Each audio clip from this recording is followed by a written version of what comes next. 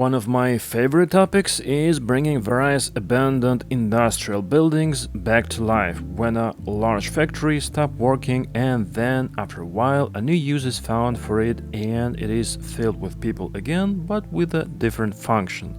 Of course, I don't mean that it's good when factories shut down, but if that already happened, it's much better to find a new use for the old buildings that have just stood there and slowly fell apart. And quite often, such a transformations also looks very architecturally attractive thanks to the combination of modern solutions and old buildings. So one day I came across one more such example and I would like to share it with you today. And so we moved to Argentina, to the city of Mendoza. It all started when I subscribed to Diego Saladino's channel with bike rides around Mendoza, and one of his videos was about a place called Planta Uno, which is located on a 2.7-hectare plot in the city of Godoy Cruz, which is a part of Mendoza metropolitan area. By the way, the nearest metro tram station, which I have a separate video about, is around 1.5 kilometers away, and I highly recommend you to watch this video as well, because it's very interesting and maybe even one of my most interesting. Recently, these buildings have been used as a shopping center and a food market, but it wasn't always like this. From 1940s to 1970s, the Talleres Metalúrgicos Pescarmona steel plant operated here, producing various large-sized metal structures such as ship body parts, winemaking and irrigation equipment, turbines for hydroelectric power plants, port cranes, and many other things. All of this was exported all over the world. For example, their port cranes were shipped to Malaysia and their equipment for hydroelectric power plant was used in Venezuela. The company that owned this plant was founded back in 1907 by a family of immigrants from Italy, and notably it is still owned by this family today. However, over the time things began to go not so well, and in 2014 the company declared bankruptcy. By the way, it would be interesting to hear from someone who knows about this, cause I haven't found much information about the history of this plant, and it looks like there was a lot of success and then suddenly there was a bankruptcy, so I wonder how it happened.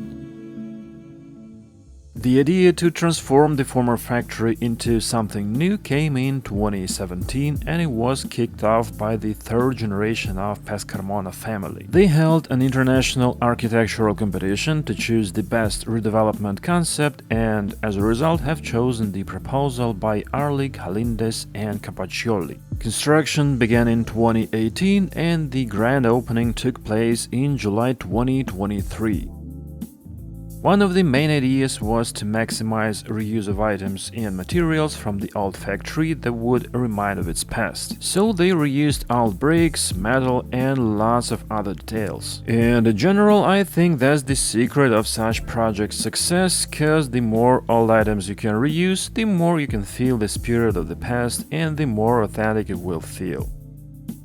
Another important topic is landscaping. Mendoza is a very dry region, in fact it's a desert, so they used drought-resistant plants, including grasses and cacti, which don't need a lot of water, and used a drip irrigation system to help them. In general, the landscaping looks modern and cozy, I like it, but as for me the main disadvantage is that a lot of space was given to cars. There are 300 parking spaces on the territory, and in fact most of the open space is occupied by parking lots. They are here, and even inside of one of the former workshops. As for me at least, this central alley could be made completely pedestrianized and it would be much better for the overall atmosphere. What about the functions? The first step was opening the food market where you can buy fresh groceries and have a meal in various cafes and restaurants. Then the coworking space was opened and the next stage is to be housing. In general, judging by the number of reviews on Google Maps, this place is definitely popular and this transformation of the former metallurgical plant has benefited the neighborhood. And now it's time to discuss what do you think of these changes and what are your favorite examples of such transformations. And by the way, if you are from Mendoza and know more about the history of this place, be sure to write in the comments and share your impressions of it.